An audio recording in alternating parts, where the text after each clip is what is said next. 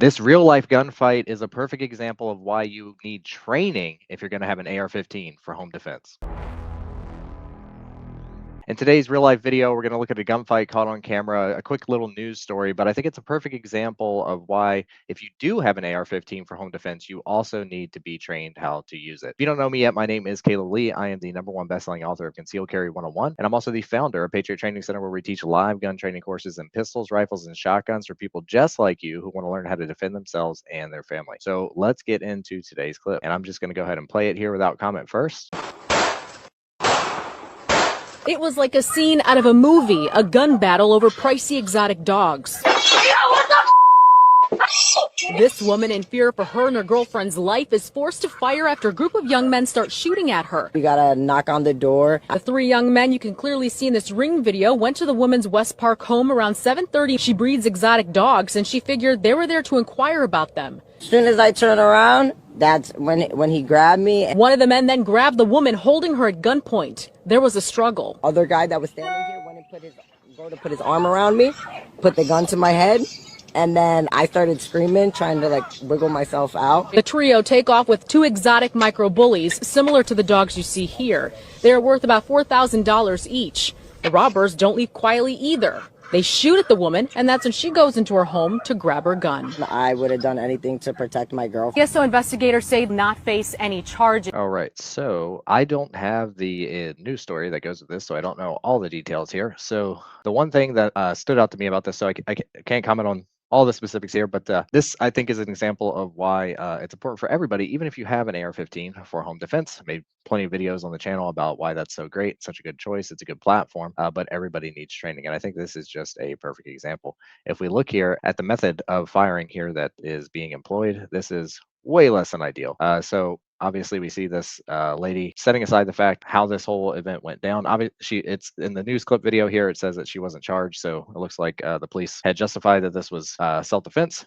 So she's not being charged, so that's good. So there must be a reason that they felt that way, that she was opening fire. But I don't want to focus on that. I want to focus on the methods employed. And this is not throwing shade at her, but this is exactly what happens if you don't have any training. So like, just owning a gun doesn't make you as prepared as you think if you don't know how to use it. So we can see here just complete lack of any accountability for those bullets. She lives in a neighborhood. You can see her neighbors' houses right behind her. All those bullets are not hitting the intended target. Doesn't say anything about the robbers getting hit, going to the hospital, anything like that. According to the social media post where this came from, it says that the stolen puppies haven't been recovered. So I don't think this stopped the attackers. I don't think any of these bullets hit. Just complete unsighted fire here. None of the bullets hit the bad guys, but who knows where those bullets went. This is an AR-15 pistol, so it doesn't have a stock, and it's a short barrel, but those are rifle rounds, so they're going to go a long, long way, and then they're going to hit something. So these are going to be unintended hits. These are good, unsighted fire here, no accountability for these rounds, and just a lot of them going down range.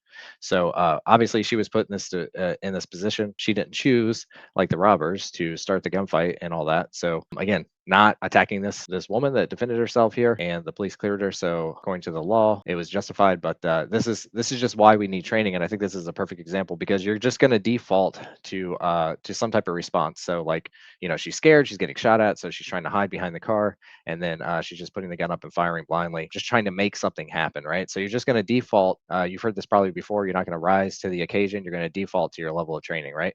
In reality, you're going to default to the level of training that you've subconsciously mastered. Okay, so if you have no training, you're just going to do something. You're going to imitate maybe what you saw on TV, or in this case, you're just going to let your kind of primal instincts take over. Someone's shooting at me, I'm going to try to get behind this car, and I want them to stop, and I have this gun, and I'm just going to start firing blindly in this direction. Okay, none of those are really good outcomes. That's not really what we're looking for. If you're going to have to use your gun, you're going to want to be completely and in control of how you're using that gun, right? You're going to want to see your sights. You're going to want to be aiming. You're going to want to be getting the outcome that you actually want. You're going to be held accountable legally for every one of those bullets that leave your gun. And you don't want a tragic mistake to happen where you're trying to defend your life, but you kill an innocent life. So that could be very, very bad. None of us wants that, but this is just an example of why I think owning a gun is not enough, and why we exist here, and why we take training so seriously. Because this is the outcome. If you don't get training, you're just going to default to some instinct. Something's going to take over, and you really have no plan and no training, and you're just going to be flailing around. Thankfully, these guys weren't in the mood to continue a gunfight. These guys weren't hardened criminals. It looks like that were ready to just all gang up on her, and they ran away. But there's no promise that is always going to happen. So that's why I think it's always important for people to get training, because you're just going to default to whatever you have. And if that's no training, then that's what you're going to see here. You're going to do something like this, which is way, way, way less than ideal. I'm glad it worked out and that she wasn't hurt. And that the police aren't charging her, but this could go very, very badly, very, very quickly. So that's why I think it's important for everybody to get training. So go ahead, let me know what you think in the comments. And have you had any training yourself? Do you think it's important for you to get training? And by the way, in no way am I saying that legally you should be required to get training in order to own a gun or defend yourself or anything like that. I'm not talking about regulations, at a state or federal level or anything like that. I'm just saying, as a personal responsibility, if you're going to own a gun and you want to be able to use that gun to defend yourself, I think you should look at something like this and then think about your own skills and what am I going to default to? What level of training am I going to fall to when my life is threatened? So anyway, let me know your comments there. And if you are looking for training, you can look us up at patriottrainingcenter.com or click the link below and schedule a call to talk to us about your training needs.